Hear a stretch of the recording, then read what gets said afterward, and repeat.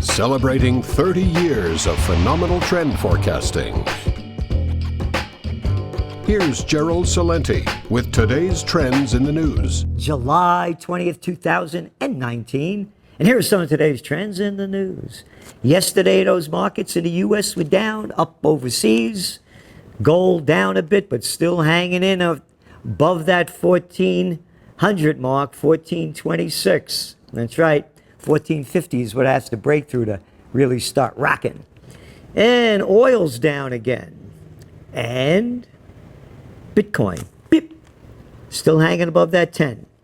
Bonds with negative yields, burnish appeal of gold. Big story here in the Financial Times.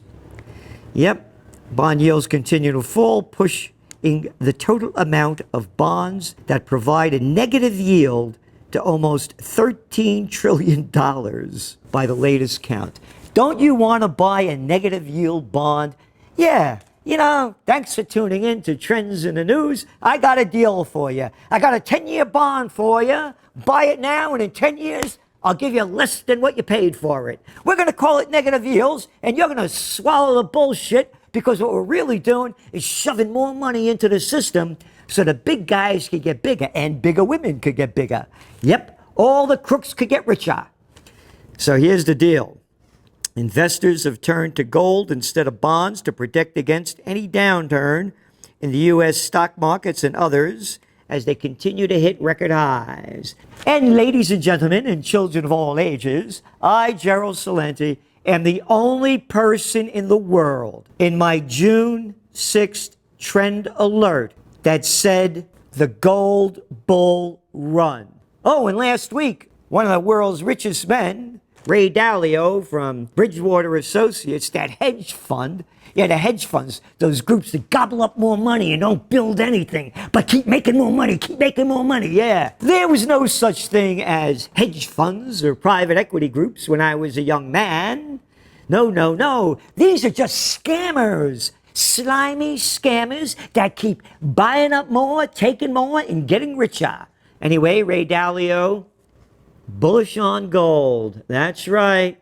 That really propped the prices up for a while. So, going for the gold. Check this out. Gold-backed exchange-traded funds, which rose to a 5-year high of 74 million ounces of gold last week, worth $105 billion. That is 17.7 million less than an all-time peak of 92 million ounces of gold held by ETFs in 2011, and that's when gold skyrocketed. So, investors lean toward view that ECB is poised to cut. Yep, they're poised to cut. Wonder what they're going to cut? They're going to cut them interest rates. That's right. They're going from minus 0.4 to minus 0.5. You can't make this stuff up. That's why people are going into gold. The probability is over 50% in the markets that they're betting that. Interesting. Construction employment increases in 42 states in the United States. Construction demand remains robust, and contractors continue to add workers when they could find them. I'm mentioning this because if you occupy peace, get the movement going, that is one of the key platforms. Close all the bases overseas, bring home the troops, 800 bases overseas, stealing your money. You got it? You're smart enough to figure that out? Stealing your money to give to the rich military-industrial complex, 800 bases in 79 countries. Close the bases overseas, use the troops to secure the homeland, and have them rebuild our third world infrastructure. Oh, here's a little story that may be of interest. And by the way, you give them skills. The Troops Progress Administration. That's right, like the WPA back in the 1930s to put the people to work. Yeah, the Hoover Dam, this and that, highways, bridges. Put the people to work. Give them skills. You know what your military drills are? They're more than horse shit. Bullshit detected. Take precautions. So now you're giving these people's skills. The construction industry needs them. They say it. So the Works Progress Administration of the 30s becomes the Troops Progress Administration of the Occupy Peace movement. Colombia hopes to benefit from growing global need for weed. Old news. Read your Trends Journal. We did a huge story several months ago. We sent Bradford Beckerman, our chief cannabis expert, to Colombia at one of the biggest companies down there. They asked to see us because we were on top of that trend and ahead of the news. It's all in your Trends Journal. They got about 12 hours of sunlight in Colombia, and they could grow more than cocaine, and they're going to go big into the cannabis business. I mentioned about all the slimers, the multinationals that gobble up everything. So you could be a plantation worker on the multinational plantation of Slavelandia. AB InBev tries Plan B to battle slow beer sales and heavy debt. Yep, Anheuser-Busch InBev SA agreed to sell its Australian unit, blah, blah, blah, blah, as the world's biggest brewer tries to pare its heavy debt. They make 1 out of every 4 beers sold worldwide. They got $100 billion in debt. Don't you get it? You don't have democratic governments. You got slimy rich people that all they want is more money, and they buy up everybody. And then they put you to work as a plantation worker in Slavelandia. Yep, InBev FU. Oil has worst week since May on glut fears. That's right. Global slowdown, wise gold going up because those central bankers are going to keep pushing more cheap dough out into the system and try to prop it up. But this time, it's not going to be propped up like before. Again, a few weeks ago, I noted, and we will note again today, by 2021, you will be in the greatest depression. So mark your calendar. It's a global slowdown, and this juice, this monetary methadone that the gangsters are pumping in so the gamblers can keep investing is going to run out of juice. Okay, here we go. British flagged oil tanker still in Iran custody. Extraordinarily brazen. Iran seizes tankers in Straits of Hormuz, raising tensions with Britain.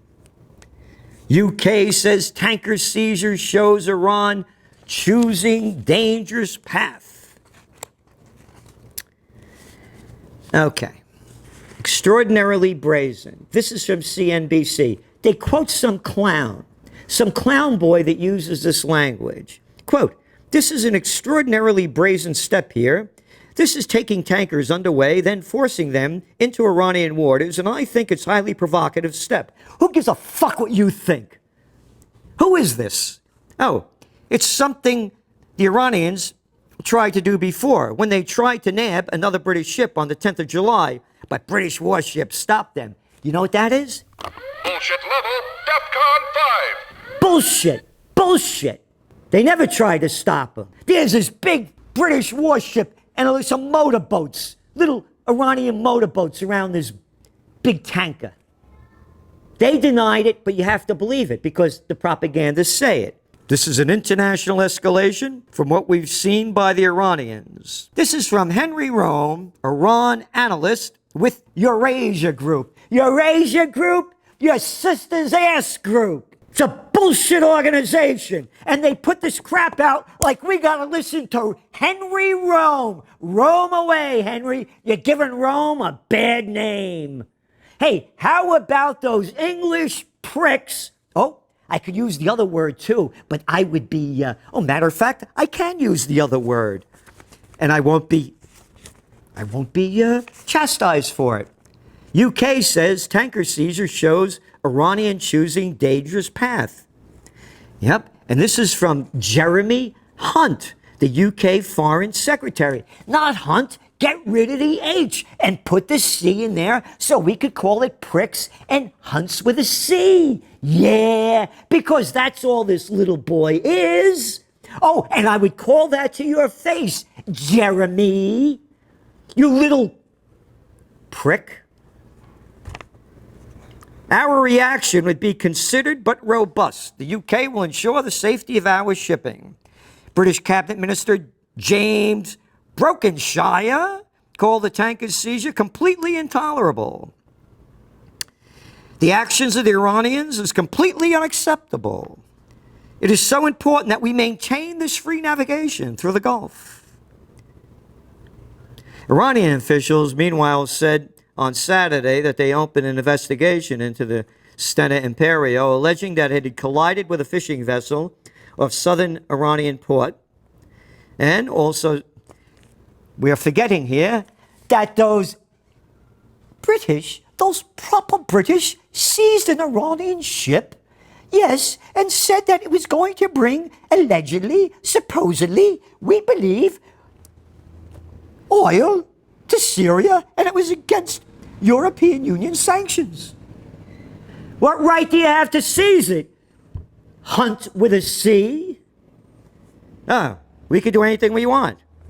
And those freaky French, not the French people, the French politicians, because they're all a bunch of freaks everywhere you go. It's a sideshow. Matter of fact, over there in the UK, pretty soon Boris Karloff Johnson's going to be there. Donald Trump's cousin, a freak that looks just like him. Hey, where was your mama? Maybe they were doing the same thing because you guys look alike. Yeah. And your Trump pump, bump, had it with this clown too, with his Iranian aggression and his Venezuelan aggression, and he put that guy in there now as the labor secretary, Scalia's son, that's against all kind of labor improvements. Yep, and is a Wall Street guy. Trump was going to clean the swamp. Oh, clean the swamp, fill the swamp with more swampsters. How about the military-industrial complex? He brings them in from Boeing, brings them in from all of them. Trump is a lying piece of crap, just like Obama, like Clinton, like Bush, like Jimmy Carter,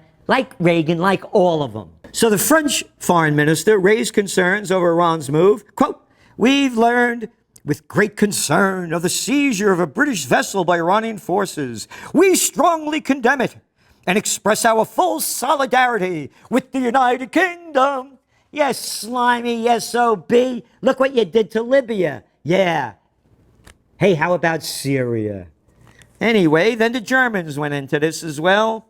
The German foreign officer tweeted, "This is an unjustifiable interference in commercial shipping that dangerously escalates an already tense situation." This happened about an hour after they decided they were going to hold the Iranian tanker that the British military seized for another 30 days. It's okay, Celente. Calm down. We, the British and the United States and the French and the other murderers, could do anything we want. We could seize anything we want from Iran. We could destroy their economy. But payback is not allowed. As we used to say in the Bronx, payback's a bitch. And these little bitches and bastards don't get that in their head. You're screwing with the Iranians. These are not the Iraqis. These are not the Libyans. These are not the Syrians. They will fight you back. Mind your own damn business. Stay home. Stop invading other countries. Could you get that in your head? Stop provoking this. Where is this in any of... Oh, Mr. Extraordinarily Brazen Rome, who said that, hey, Cazzone, how about seizing the Iranian ship off the coast of Gibraltar? Oh, Gibraltar. Hey, isn't that near Spain? No, we, the English, still own it. We don't have the... Remember, the sun never set on the British Empire. It's a freak show. New York City subway lines down. Anger as thousands affected by MTA outage during heat wave. We got a third world infrastructure. Bring home the troops. Rebuild our rotted infrastructure. Stop this war. And please do what you can to help Occupy Peace. Go to www.occupypeace.com. And finally, on a higher note, some positive things are happening here. No more manholes in Berkeley as city writes gender out of its municipal codes. The city of Berkeley, a long bastion of liberal ideas. Liberal ideas. How about shithead ideas? Voted this week to purge gender from its law books. Manhole will be replaced with maintenance hole. Sisters and brothers will be replaced with siblings. I can't call my sister my sister. What a bunch of shitheads.